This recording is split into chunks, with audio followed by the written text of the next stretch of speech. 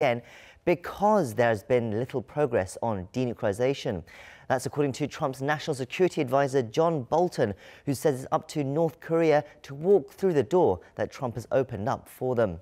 We'll look further at the current situation with North Korea later in the show.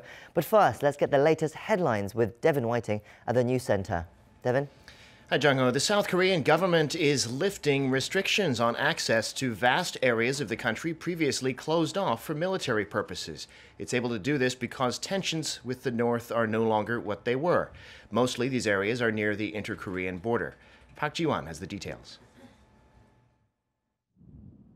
Seoul's Ministry of National Defense has announced that it's lifting restrictions on nearly 340 million square meters of land in the country. That's equivalent to almost 120 times the size of Yeouido, Seoul's financial district. The zones are mostly located within 25 kilometers of the military demarcation line, which divides South and North Korea. The areas were previously designated as protection zones for military purposes. Some of the areas that had restrictions lifted are now located near the border, but are zones near major military facilities across the country. The ministry says the move was carefully thought out beforehand and will not affect South Korea's military combat readiness or its defense posture. With the decision, about 8.4% of the country's administrative land remains designated as restricted or controlled area for military purposes. Before the ministry's move, the figure was about 8.8%. The South Korean government approved the Protection of Military Bases and Installations Act in 1972 to facilitate military operations and has since revised the scope of areas designated as restricted or controlled. The Defense Ministry also says it will make access procedures simpler for those who enter regions beyond the civilian control line, which is 10 kilometers from the military demarcation line. Park Ji-won, Arirang News. Meanwhile, South Korean researchers today will wrap up their inspection of a main railway line in North Korea, the Gyeonggi Line, and return home in the afternoon. The inspection is part of a project by the two Koreas to eventually reconnect their rail networks. Since last Friday, the researchers have checked 400 kilometers of tracks between the North Korean cities of Kaesong and Siniju. On Saturday, another team will cross the border for a survey of the North's eastern Donghae Line. The South Korean train cars used for the inspections will be moved to the city of Wonsan in the north, where they'll be linked up with locomotives and train cars belonging to the regime. To do the inspections, South Korea had to bring resources into the north like oil. And as for the security of those resources, Seoul has emphasized that the project is being carried out on the foundation of trust. The joint survey is expected to be completed by December 17th. South Korean President Moon Jae-in is now back from his 8-day trip around the world on which he met many world leaders, including President Trump. On his way back, President Moon reaffirmed that there's still a chance North Korean leader Kim Jong-un might visit Seoul before the end of the month. But the regime's denuclearization, he said, is the ultimate goal. Our presidential office correspondent Shin Se-min reports. From the Czech Republic to Argentina and then to New Zealand, President Moon Jae-in is back in Seoul following his final overseas trip of the year. Though his trip included attending the G20 summit in Buenos Aires, where the world's big players discuss building consensus for sustainable development, the sideline diplomacy between the leaders of South Korea and the U.S. grabbed most of the headlines. President Moon, after meeting with U.S. President Donald Trump, said the possibility of a reciprocal visit to Seoul by North Korea's Kim Jong-un this year is still on the cards. 김정은 위원장의 그 서울 답방이 지금 북미 간의 그 비핵화 대화에 대해서도 아주 긍정적인 역할을 하는 모멘텀이 될 것이다는 점에 트럼프 대통령과 사이에 같은 인식을 했고요. In other words, Kim's visit does not necessarily have to line up with the upcoming second summit between Kim and Trump. President Moon said his encounter with President Trump was an opportunity to reaffirm their ironclad alliance and ties and lift a cloud of speculation that Seoul and Washington are not completely in tune when it comes to North Korea. 미국과 불협화음 이런 이야기는 제가 생각할 때 그냥 별로 근거 없는 추측성의 이야기가 아닐까 그렇게 생각합니다. Apart from the sideline meetings at the G20 summit, President Moon also shared with the world his vision of creating an inclusive and people-centered society. In Prague, President Moon discussed the prospects of South Korea landing a deal to build a nuclear power plant in the Eastern European country with the Czech Prime Minister. And during his stay in New Zealand, the South Korean leader sought ways to strengthen Seoul's ties with Wellington. Shin Se-min, Arirang News. In other news, new research by the Bank of Korea shows the jobless rate among young people in Korea has vastly outpaced that in Japan. Back in 2000, the two countries had a similar youth unemployment rate of around 6%, but as of last year, the rate in South Korea had soared to nearly 10%, while Japan's had fallen to 4%. Using data from 30 OECD countries between 2000 and 2017, the central bank said the sharp rise in youth unemployment was led by the aging population and a huge wage gap between big conglomerates and smaller businesses. In Japan, though, joblessness was mitigated by work training programs and economic recovery and the creation of jobs of higher quality. To help fix the problem, the BOK's findings recommend introducing work training programs, lowering the wage gap between big conglomerates and SMEs, and reducing the mismatch between jobs, qualifications, and career goals. Another Korean woman who was sexually enslaved by Japan during World War II has died. The House of Sharing, a residence for the so-called comfort women, said 96-year-old Kim Sun-ok died Wednesday morning. Born in Pyongyang in 1922, Kim worked as a housekeeper and a nanny before she was told at the age of 18 that she could get a factory job. Instead, she was forcibly taken to a military brothel in China to serve Japanese soldiers. After Korea was liberated, Kim settled in China but received South Korean citizenship with the help of the Ministry for Gender Equality. Historians say Japan forced as many as 200,000 women into sexual slavery, most of them Korean. With Kim's death, there are only 26 of them in Korea still living. On Tuesday, a South Korean satellite was put into orbit by an American rocket, and the very next day, yet another successful launch. This satellite made 100% using Korean technology. It's called the Cheolleon-2A, and it's designed to help South Korea monitor the weather. The country's science ministry has confirmed that it's made contact with a ground station in Australia. Kan Hyung-woo has the details. The Ariane 5 blasted off from the Guiana Space Center in French Guiana along the South American coast on Tuesday at around 5:37 p.m. local time, carrying a satellite for India and another for South Korea. The Cheolleon-2A satellite, designed to enhance South Korea's weather monitoring system, successfully made initial contact with a ground station in Australia some 30 minutes after launch. In about 2 weeks, the satellite is expected to enter its intended geostationary orbit at 36,000 kilometers. Developed by the Korea Aerospace Research Institute, the satellite can provide images with 4 times higher resolution and deliver data 18 times faster than the first Cheolleon launched in 2010. Its observation frequency is also increased 6-fold, collecting weather data around the Korean peninsula every 2 minutes. The first Cheolleon satellite in 2010 was developed by borrowing a European Airbus model, but the 2A was entirely built from our own technology. So South Korea is now capable of making both cutting-edge software and hardware for geostationary satellites. The Cheolleon-2A will run test operations for 6 months after reaching its intended orbit. After that, it will provide weather information for the next 10 years. Kan Hyung-woo, Arirang News. I'm Devin Whiting, and those are your news headlines.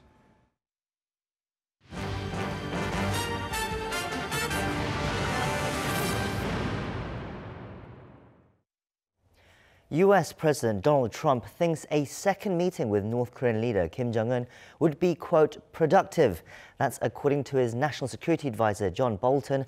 And this comment comes after Trump earlier said that the summit is likely to be held in January or February next year. We'll look further at these comments after Cha Sang-mi brings us this report. U.S. President Donald Trump believes he needs a second summit with North Korean leader Kim Jong-un early next year, even though the regime has failed to follow through with pledges to denuclearize. This is according to U.S. National Security Advisor John Bolton on Tuesday, speaking at the Wall Street Journal's annual CEO Council conference in Washington. Bolton said, quote, "They have not lived up to the commitment so far, and that's why he thinks the president sees another summit as likely to be productive." By commitment, he's referring to a promise, namely the complete denuclearization of the Korean peninsula that Kim Jong-un made with Trump in June at the first one-on-one.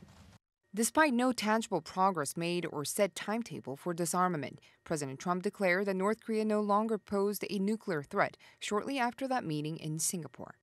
Bolton said Washington would press ahead with another North Korea-U.S. summit shortly after the start of the new year, and the administration would keep sanctions against the regime until then. On Saturday, U.S. Defense Secretary James Mattis, speaking at the Reagan National Defense Forum in California, picked North Korea as an urgent issue when asked which country out of North Korea, China, Russia, and Iran posed the most serious threat to the U.S. Citing the unanimous UN Security Council resolutions on the regime, Mattis said, quote, "They're trying little ways to work around them, but the bottom line is, if they want out from underneath the UN Security Council resolution sanctions, they're going to have to make progress," once again stressing the regime's commitment to giving up its nuclear programs. 차상미, Arirang News. For more on that, joining us, we have with us Professor Kim Hyun-wook from the Korea National Diplomatic Academy. It's good to have you back on the show. Thank you. So if I understand John Bolton's comments correctly, Trump says he wants to have a second summit with Kim Jong-un because Kim has not lived up to his side of the commitments made previously, presumably meaning steps towards denuclearization. I mean, so I'm guessing he thinks he can resolve this current impasse by meeting with Kim. But isn't this a bit back to front? I mean, isn't it normal to have the summit after Kim Jong-un and make some sort of concessions to the US? Now the Trump government is a little bit divided. President Trump's ideas and thinking about North Korea and others like Secretary Pompeo's and Security Advisor Bolton's, Special Representative Biegun, they're thinking about North Korea. It's kind of divided. Obviously, those security, aides and staffs, they think that the deal between North Korea and the United States requires important steps for denuclearization from North Korea. But definitely, President Trump wants to proceed with current negotiation between North Korea and the United States. Of course, denuclearization is important.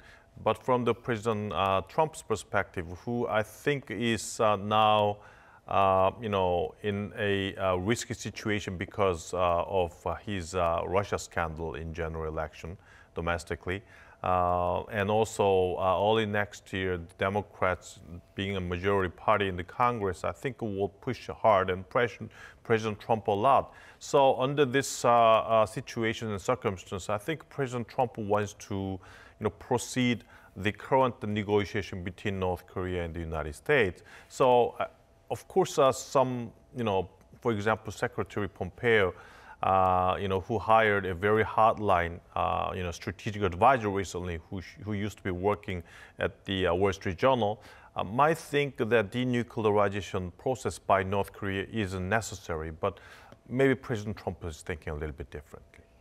So if we go with Trump's statements, I mean, wouldn't this encourage North Korea not to take steps towards denuclearization before they meet their summit? Because if Trump wants to resolve it at the summit, then North Korea could be like, okay, we're going to hold off denuclearization steps until Kim and Trump meet. Even though President Trump made it clear that he wants to hold the summit meeting with Kim Jong-un, as Pompeo was saying that, because Kim Jong-un did not do any, denuclearization commitment, so the President Trump needs a second summit. But still, we have to think about what will be the domestic backlash if President Trump meets Kim Jong-un without any substantial outcome of the summit meeting. So I think even though there will be no substantial denuclearization measures by North Korea, I think at least some measures should be guaranteed by Kim Jong-un so that they could come up and have a second meeting. Because after second meeting, there will come up an agreement or statement, common, statement made by two leaders, and there will be a lot of criticism domestically, by the outcome of the agreement. So I think President Trump has to be ready for some sort of achievement in denuclearizing North Korea after the summit meeting.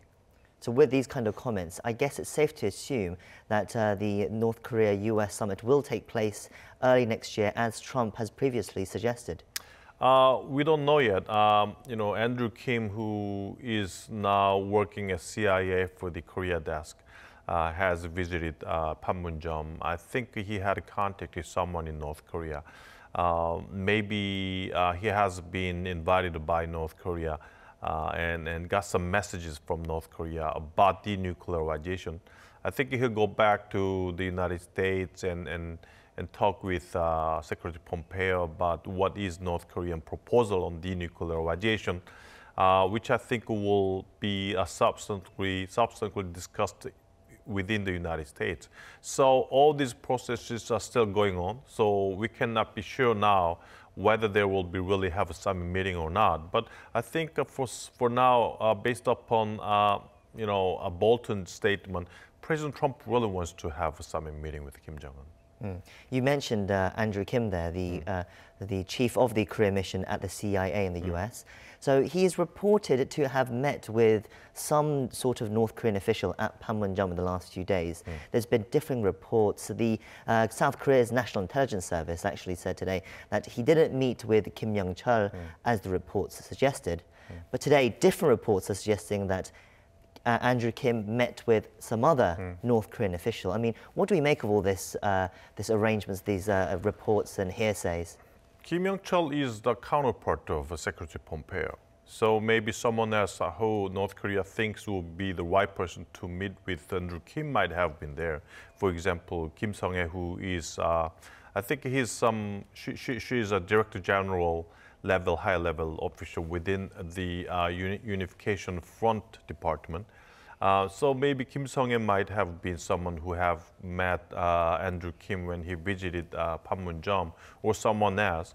But the important thing is who Andrew Kim met at Panmunjom, but what kind of messages North Korean counterpart have delivered to Andrew Kim. Maybe the U.S. expects some kinds of substantial measures for denuclearization from North Korea, some kinds of substantial initial measures. For example, verification issues at Yongbyon facilities, or some sort of declaration of part of nuclear capabilities in North Korea. So whatever the U.S. thinks is some sort of substantial progress in denuclearizing North Korea, that I think is something the U.S. would accept seriously. And if that kind of thing is undertaken by North Korea, I think U.S. will seriously, at the same time, think about some initial steps to do to lift the sanctions on North Korea. So, but the first step is what kinds of denuclearization measures North Korea would be willing to do. So that kinds of messages, I think, would have been delivered to Andrew Kim, and that's the beginning of another, a negotiation phase between two countries, I think. President Trump has said he will likely meet with Kim Jong-un in January or February, but South Korea's President Moon Jae-in has said he still left the door open for Kim Jong-un to visit Seoul before the end of the year. Now, we've not really heard much about this potential visit from Kim Jong-un coming to Seoul yet, but what do you think these new developments with the US could affect his potential visit to Seoul? I think Kim Jong-un, if he visits Seoul, there's nothing he can get from. I mean, there has not been any denuclearization deal or agreement with the United States. Sanction has not been lifted. So if he comes to South Korea now, what can he do? Maybe he just talks with President Moon Jae-in, have sightseeing.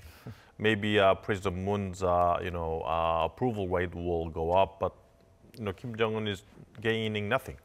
So I think the first condition that makes his visit possible is the talk with the United States. Andrew Kim visited Panmunjom. He's going back to Washington, D.C. And then what will be the U.S. reaction to the message delivered to Andrew Kim? If the U.S. response is positive, maybe that will be the beginning for another round of talk between North Korea and the United States. If they come up with some kinds of agreement, I think the Pompeo and his counterpart might have a meeting. I don't know if they have enough time. But that kind of deal between the United States and North Korea is something that Kim Jong-un needs before his visit to Seoul. We'll have to see what happens, but let's look at some other issues with North Korea right now. So there have been different noises coming out from different parties on the issue of the joint South Korea-US military drills for next year. Previously, the US Defense Secretary Jim Mattis has said next year's Fall Eagle exercises would be scaled down, but not scrapped altogether. While South Korea said nothing's been decided yet, the Pentagon also came out today and said nothing's really been finalized yet and they'll see what happens. I mean, why do you think there's all this different talks coming from different people? I mean, what do you think they're trying to consider while making this final decision on next year's military exercises? The talk between North Korea and the United States for now is, stalemated, I would say. I mean, there has not been a talk after the Pompeo's fourth visit to Pyongyang. So after that, there has not been any substantial, important talk between two countries. So it's not clear what will be this, the scale of the joint military exercises next year. Two factors are important. First, what will be the denuclearization talk at the time? Would the talk begin? If it begins, what kinds of process would they make at the time when the joint military exercise is scheduled? That's first factor. And second factor is that the U.S. and South Korea needs to have a joint military exercises, even though it would be scaled down, because they need the exercises to test the South Korean military's capabilities, unitary capabilities to wage a war, in case the wartime outcome is transferred from the United States back to South Korea. So in order for that, the U.S. and South Korea wants to continue the joint military exercises. So those two factors are important to decide the scaling down or total cancellation of joint military exercises next year, but we'll see how it goes. I mean, the reason I bring this up is because South Korea announced this week that it was carrying out an Air Force combat drill. They said it was necessary for the nation's defense readiness in light of the joint drills with the US that were suspended. So North Korea, though, hasn't taken this particularly well. They've come out with a commentary in its state media saying, warning that the decision was a dangerous move. So how serious are North Korea taking this? How serious is North Korea's warning here? After the September 19th summit between, two leaders, North Korea and South Korea, they also come up with a military agreement, which is about how two countries would perform disarmament, implement some of the measures to lower the tensions in the Korean Peninsula, so on and so forth. So I think the general mood at the third summit meeting and the military agreement between South and North Korea would imply that there will be no military exercises in the future by South Korea or North Korea.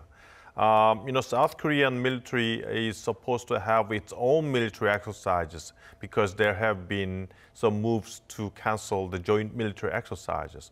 But I understand that we still want to continue our own military exercises because maybe that will be the readiness for the military capabilities in case wartime outcome is transferred back to South Korean military. But still, I think from the North Korean perspective, this also would be, perceived as some kinds of violation of military agreement that has been made at the third summit meeting between Moon Jae-in and Kim Jong-un. But isn't it unreasonable for North Korea to ask South Korea to stop all military exercises? I mean, are North Korea going to stop their military exercises? I mean, technically, we're still both at war. We still have to be ready for the worst outcomes, don't we? Yes, yes and no, I would say. Because the third summit meeting and the military agreement has a pre-assumptions that talk is going on okay. The denuclearization process and peace process amongst the U.S. and South Korea and North Korea should continue as it was supposed to be. And based upon their assumptions, we are undertaking all the agreements that have been made between two leaders of South Korea and North Korea. But after Pompeo's fourth visit to Pyongyang, there is no talk, there is no move of North Korea to denuclearize itself. The North Korea-United States dialogue is now halted. In North Korea and South Korea, there has not been much talk except for some joint investigation for the railroad on the east and west coast areas.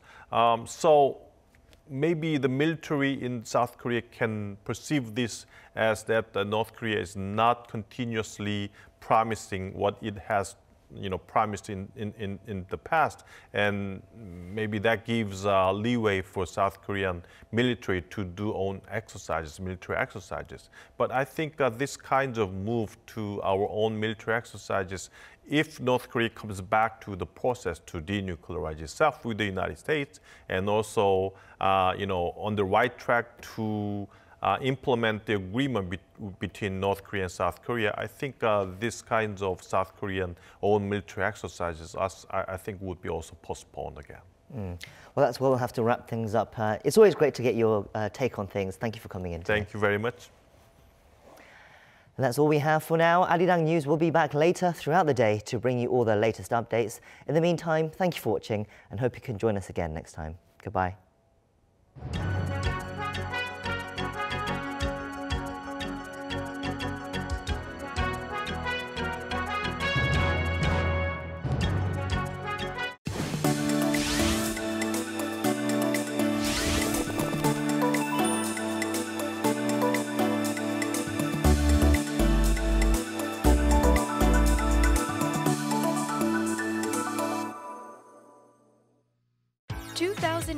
Overseas TV Audience Survey.